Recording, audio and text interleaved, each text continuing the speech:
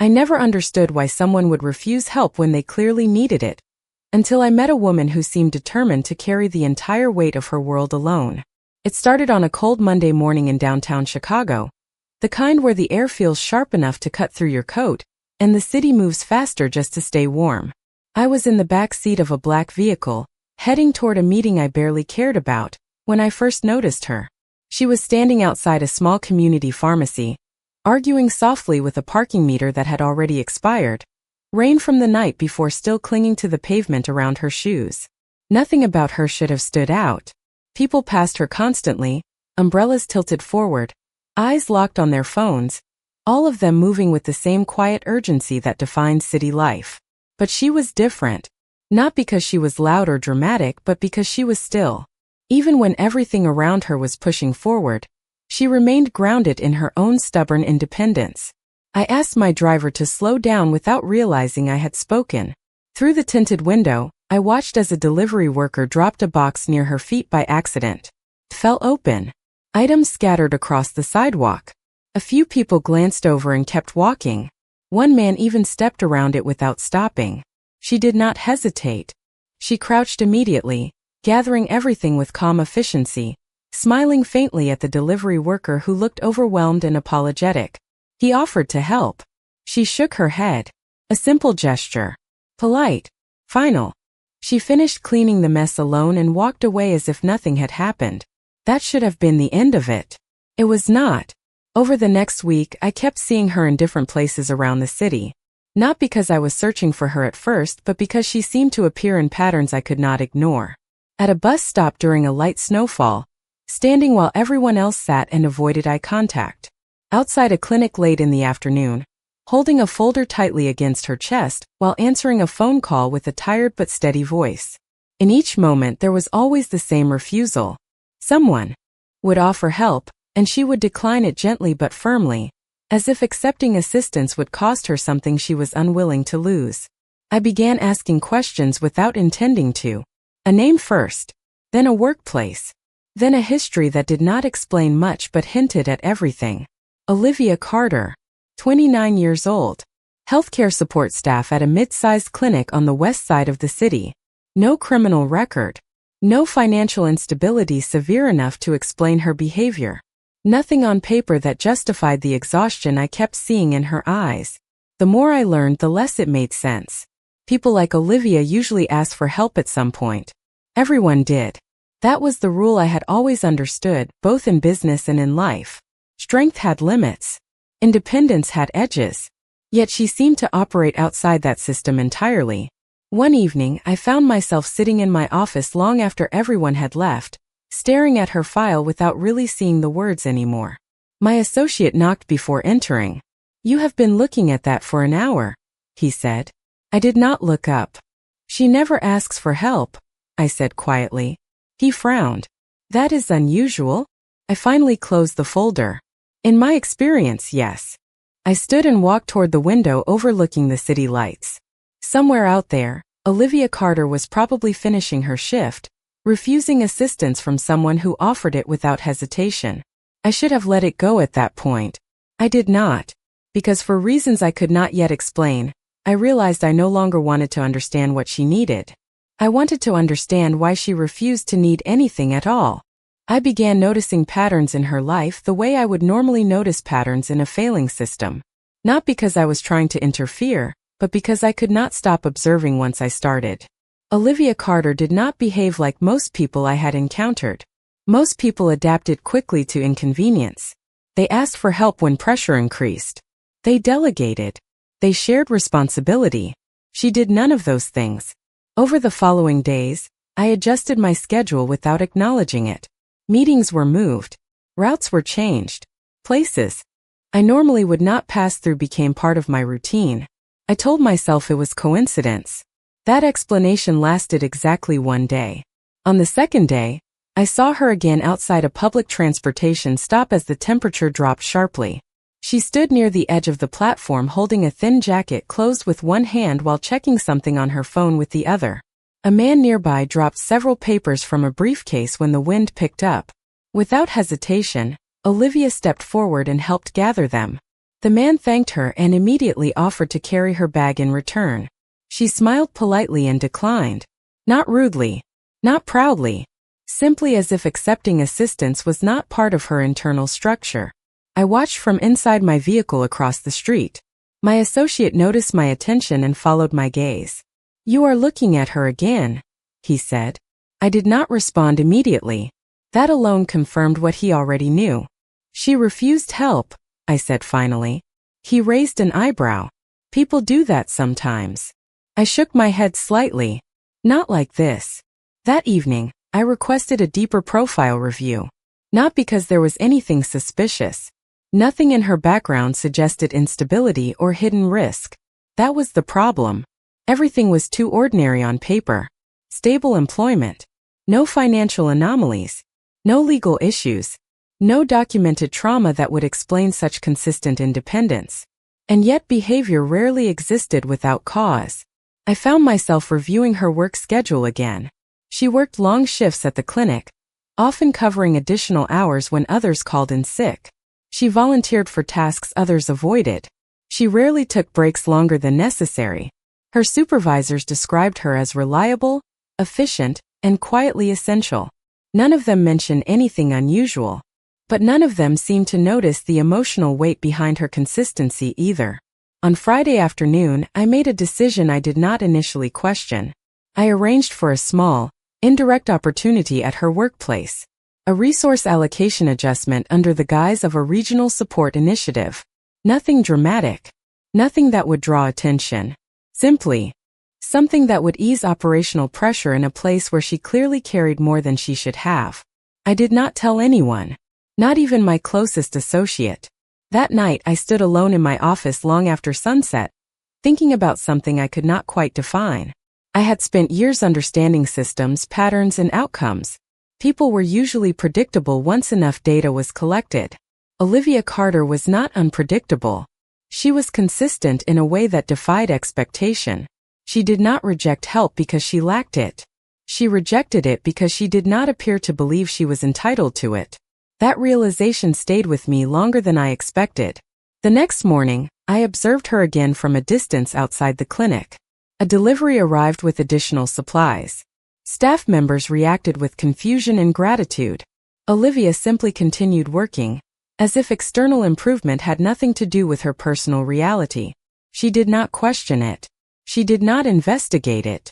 She simply accepted the change in environment without allowing it to alter her behavior. I should have considered that the matter was resolved.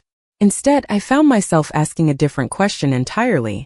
If someone refuses help even when it is clearly beneficial, is it strength or something else entirely? And why did I find myself increasingly unable to stop watching her every move? I did not plan to confront what I was feeling. At least not yet. But patterns once recognized are difficult to ignore, and Olivia Carter had become exactly that type of pattern in my mind. After days of observation, I knew more about her routine than I should have known about someone who was supposed to be irrelevant to my life.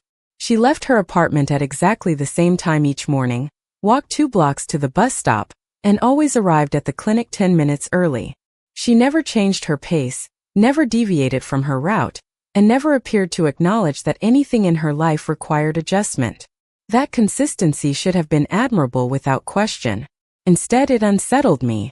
Because consistency without relief is not balance. It is endurance. On the 4th day I changed my approach. Instead of observing from a distance, I arranged something smaller and more direct. A scheduled equipment upgrade at the clinic under a regional support initiative. Nothing dramatic. Nothing that would raise suspicion. Just something that would reduce workload pressure during peak hours. I expected acknowledgement from staff. I expected procedural gratitude. I did not expect Olivia Carter to react at all. And she did not. When the new supplies arrived, she simply continued her work. She signed forms, checked inventory, assisted patients, and adjusted her schedule around the improved resources without ever questioning why they had appeared so suddenly. That reaction was not gratitude. It was neutrality. As if she believed improvement was something that simply happened to other people. That evening, I found myself in a meeting I barely listened to. My associate spoke about market expansion and logistics, but my attention was elsewhere. Eventually he noticed. "You are distracted," he said. I did not deny it. "She did not react," I said instead. He paused. "To what?" "The clinic changes." He studied me carefully. "That was the point, was it not?" I did not answer immediately, because I was beginning to understand that my intention had shifted without permission. It was no longer about efficiency or systems. It was about her. Later that night, I reviewed everything again. Her employment records, her performance evaluations, her attendance history. There was nothing abnormal. No instability. No obvious hardship that would justify her resistance to help. And yet, every piece of data pointed toward a single conclusion. Olivia Carter did not avoid help because she was incapable of receiving it. She avoided it because she had normalized not needing it. That realization should have ended my curiosity. Instead, it intensified it. The following morning, I returned to the area near the clinic earlier than usual. I told myself it was coincidence, but I did not believe that anymore. I watched her from across the street as she arrived on time, as always, holding a small coffee and a thin folder pressed against her side. A coworker greeted her and mentioned the recent supply improvements. I expected her to ask questions. I expected curiosity. She simply nodded once and continued walking. No pause. No inquiry. No attempt to trace the origin of the change. That was the moment I understood the part one had been avoiding. It was not that she refused help when offered. It was that she had stopped expecting the world to offer anything at all. And somewhere between observation and silence, I realized I was no longer simply watching her behavior. I was beginning to feel responsible for it. That thought lingered far longer than I intended, because responsibility was not something I had ever allowed to form without consequence. I began to understand something I had not anticipated when I first started observing Olivia Carter. This was no longer simple curiosity. It had evolved into something closer to interference, even if it was still indirect. That realization became harder to ignore after a specific moment at the clinic that I witnessed without planning to. I arrived earlier than usual that morning, staying in my vehicle across the street as I watched employees begin their shift. Olivia arrived on time as she always did, carrying her usual folder and a small coffee. Her movements were steady, unchanged, consistent. But what drew my attention was not her arrival. It was what happened afterward. A senior staff member approached her near the entrance and informed her about a scheduling conflict that had been resolved the previous day. The resolution, as I already knew, had come from the internal resource adjustment I had arranged. The expectation was simple: acknowledgement, possibly relief. Instead, Olivia simply nodded once and said nothing further. She did not ask how it had been fixed. She did not ask why it had been fixed. She did not even pause long enough to question the timing. She accepted the outcome as if it had appeared without cause, like weather that simply changed on its own. I remained in the car longer than necessary after that, watching her through the glass entrance as she moved through her tasks with the same quiet discipline as always. My associate called me twice during that hour. I ignored both calls. Eventually, he sent a message instead. "You are not attending the morning briefing," it read. I did not respond immediately, because I could not articulate why I was still there. When I finally returned to my office, the silence felt different. Not empty but occupied, as if something unresolved had followed me back without permission. I reviewed the situation again, but logic did not resolve it this time. Everything I had done should have produced a predictable outcome: reduced stress, improved efficiency, a moment of recognition. Instead, it produced nothing that resembled awareness. That absence of reaction created a different kind of pressure. Later that afternoon, my associate entered my office without knocking, which he only did when he already knew something was wrong. He placed a folder on my desk. "You have been redirecting internal resources toward a single external case," he said. I looked at him. "It is not a case." He raised an eyebrow slightly. "Then what is it?" I did not answer immediately, because I was beginning to realize I did not have a precise definition anymore. It was no longer about observation alone. It was no longer about curiosity either. It had become something shaped by repetition. The more I saw her refuse assistance, the more I found myself adjusting conditions around her without being asked. And the more I adjusted, the more invisible it became to her. That pattern disturbed me more than I expected, because influence without acknowledgement creates imbalance. And I had built my entire life on controlling outcomes, not becoming emotionally attached to them. That evening, I returned to the same question that had started all of this. Why does she never ask for help? But now, another question followed immediately after it. What happens when someone refuses help so consistently that even the person offering it begins to lose perspective? I stood by the window of my office as the city lights came on one by one below. Somewhere in that network of streets and buildings, Olivia Carter was living exactly as she always had, unaware that her refusal to change was beginning to change something else entirely. And for the first time I understood that I was no longer just observing her independence. I was being drawn into it in a way I did not yet know how to stop. I did not intend to change anything that morning. That was what I told myself when I left my office earlier than usual and drove through the quiet streets toward the west side of the city. The decision had not been planned in a formal sense. It was more like a continuation of a pattern that had already started forming without permission. Olivia Carter had become a reference point in my mind, and I had begun adjusting my time around that reference without acknowledging it directly. I parked across from the clinic and stayed in the car longer than necessary, watching the early flow of staff and patients through the entrance. Everything appeared normal, routine, predictable, except for my attention, which was no longer operating within the same boundaries as before. Olivia arrived exactly on time. That was expected. What was not expected was how much I noticed every small detail of her presence now. The way she paused briefly before entering. The way she adjusted the strap of her bag without looking down. The way she acknowledged a coworker with a slight nod instead of conversation. None of it suggested awareness of the changes that had been occurring around her. That was the point where I began to understand something uncomfortable. She was not responding to influence because she did not perceive it as influence at all. To her, life was simply continuing in its normal state, unaffected and unremarkable. I stayed longer than planned. My associate called twice. I ignored both calls again, which was becoming a pattern I was not fully comfortable naming yet. Eventually I returned to the office, but the physical space no longer felt separate from what I had been observing.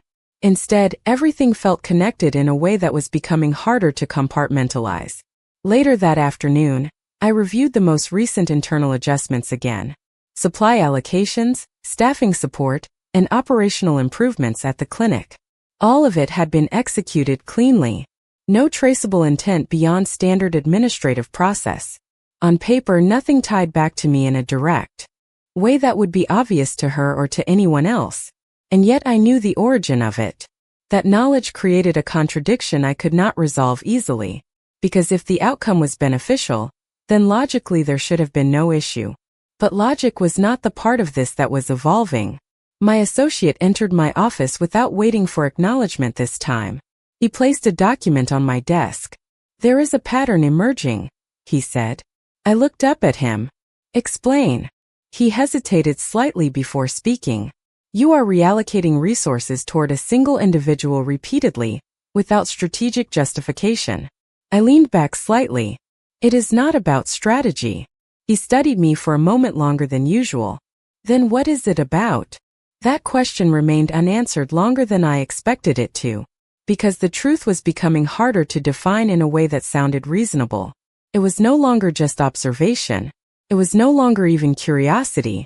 It was something closer to reaction. Olivia Carter did not ask for help. She did not signal need. She did not even acknowledge the possibility that external intervention was part of her environment. And yet every time I observed a situation where assistance would normally be requested, she chose endurance instead. That pattern was not simply unusual. It was fundamentally incompatible with the way most people operated. That incompatibility was what kept pulling my attention back. Later that evening, I found myself standing near the window again, overlooking the city as it shifted into night. My phone was on the desk behind me, silent for once. I had no meetings scheduled, no immediate obligations requiring attention.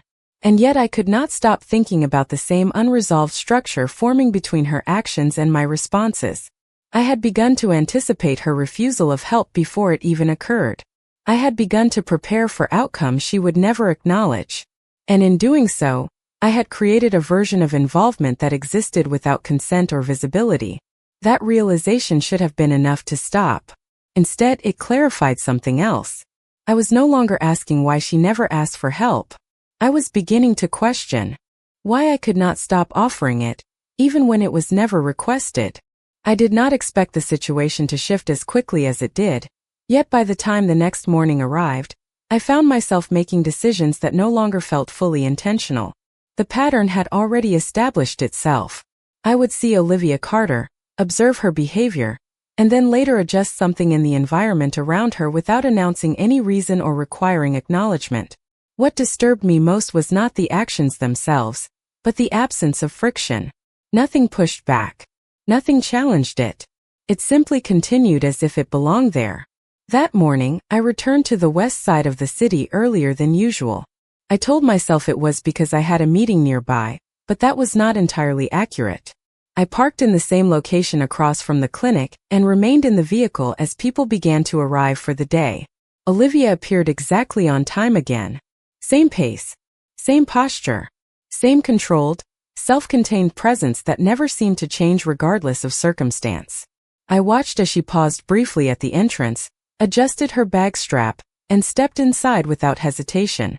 There was no awareness in her expression of anything beyond her immediate responsibilities.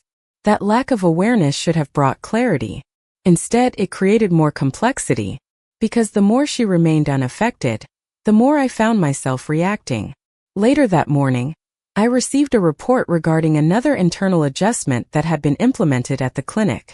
Additional scheduling support had been approved automatically under an existing initiative structure I had authorized previously.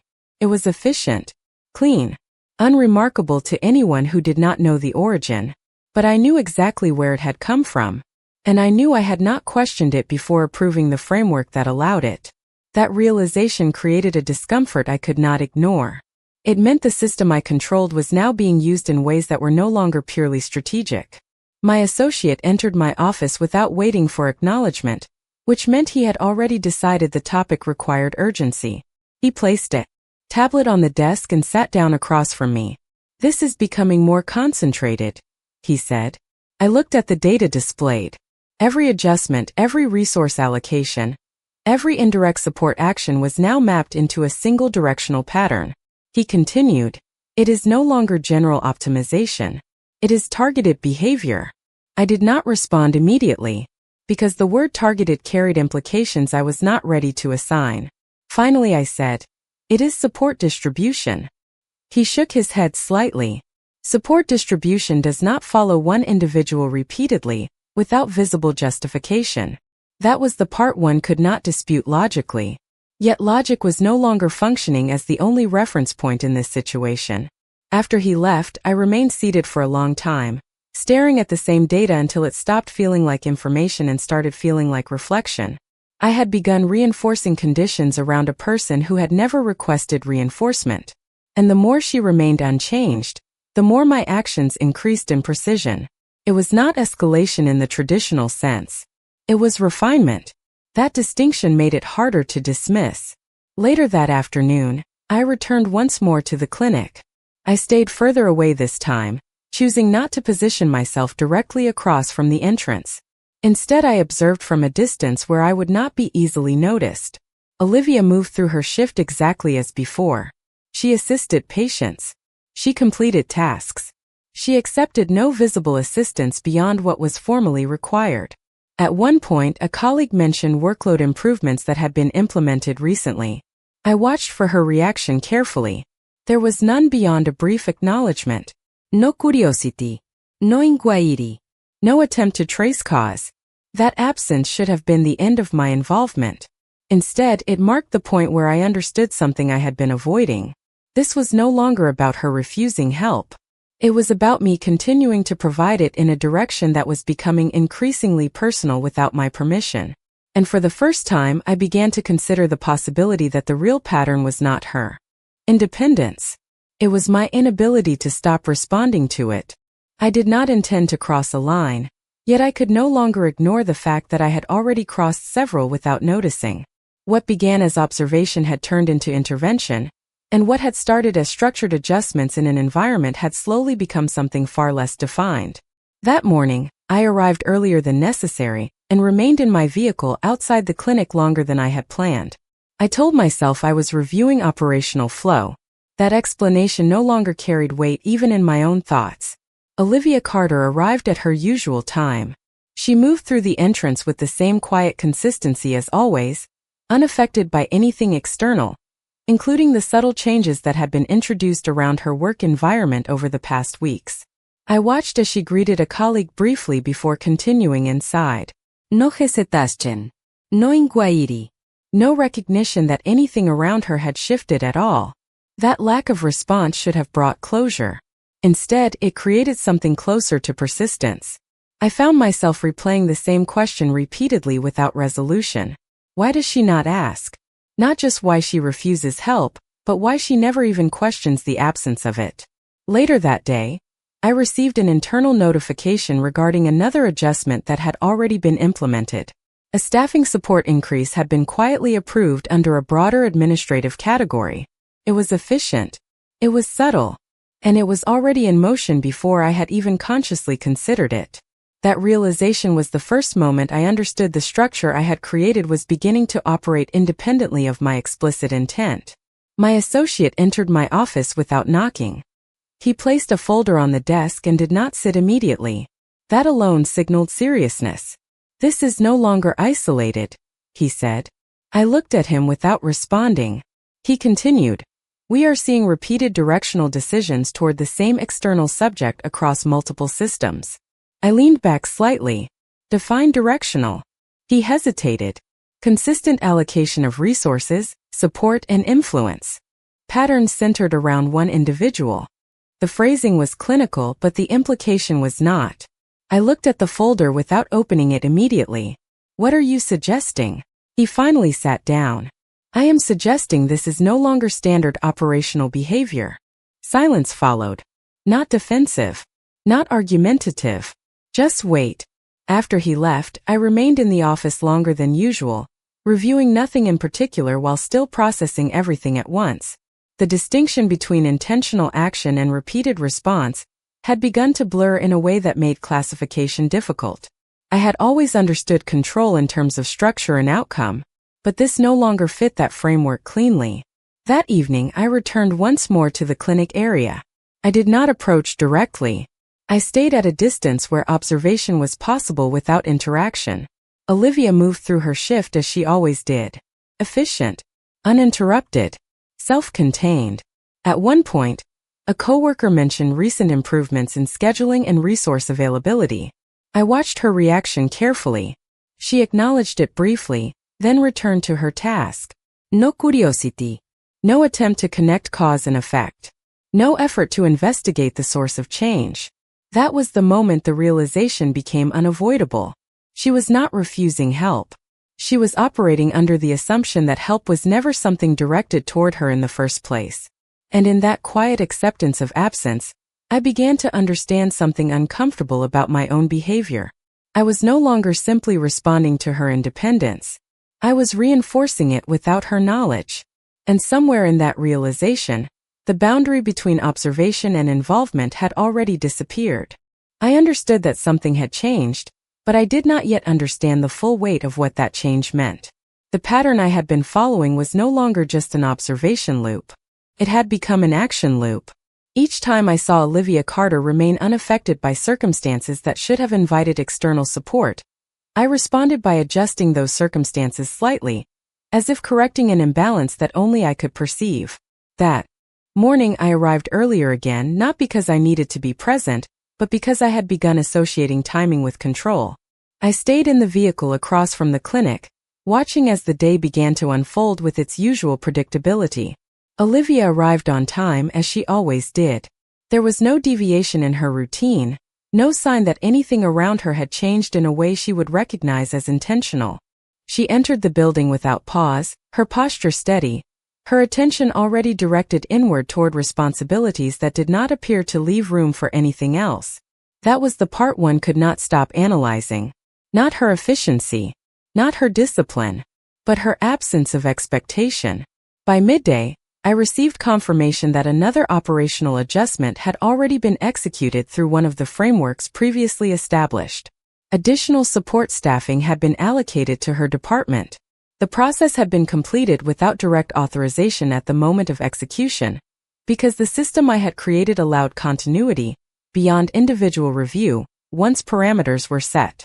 That should have reassured me.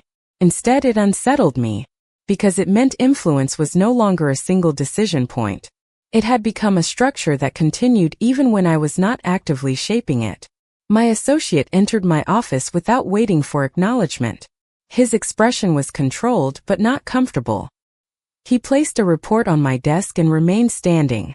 "We need to address this pattern directly," he said. I did not respond immediately. He continued, "This is no longer about isolated adjustments. It is about repeated focus on a single individual across multiple operational layers." I finally looked at him. "And what is your conclusion?" He hesitated briefly before answering, "That this is no longer strictly professional." The words were careful, but they carried weight. I leaned back in my chair and looked at the ceiling for a moment before speaking. "Everything has been executed with an authorized structure." He nodded once. "That does not mean intent is neutral."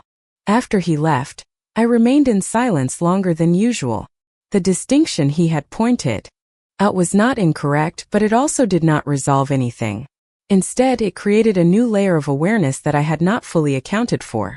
That evening, I returned again to the perimeter of the clinic. I did not enter. I did not engage. I simply observed from a distance that allowed visibility without disruption. Olivia moved through her shift as she always did. She assisted patients, coordinated tasks, and responded to colleagues with calm consistency. At one point, conversation near the reception desk mentioned improved staffing conditions and reduced workload pressure. I watched her reaction carefully. It was minimal, a brief acknowledgement. Then she returned to her task without further inquiry. No curiosity, no analysis, no attempt to trace cause or origin. That absence of questioning was no longer something I could interpret as simple independence. It was something deeper. It suggested that her baseline assumption about the world did not include the expectation of external intervention. And in that realization, I began to understand the true imbalance forming between us. She lived as if no one would ever intervene, and I had begun to intervene without ever being asked. The space between those two truths was no longer theoretical. It was becoming real, and it was becoming irreversible. I did not immediately recognize the moment when observation stopped being observation and became something else entirely. It only became clear when I found myself returning again to the same location, at the same time, without any operational reason that could justify it. That morning, I arrived earlier than necessary once more and remained in the vehicle across from the clinic as the city slowly transitioned into its working rhythm. I told myself it was routine analysis. I told myself it was consistency tracking. But even in my own thoughts, those explanations were beginning to lose structure.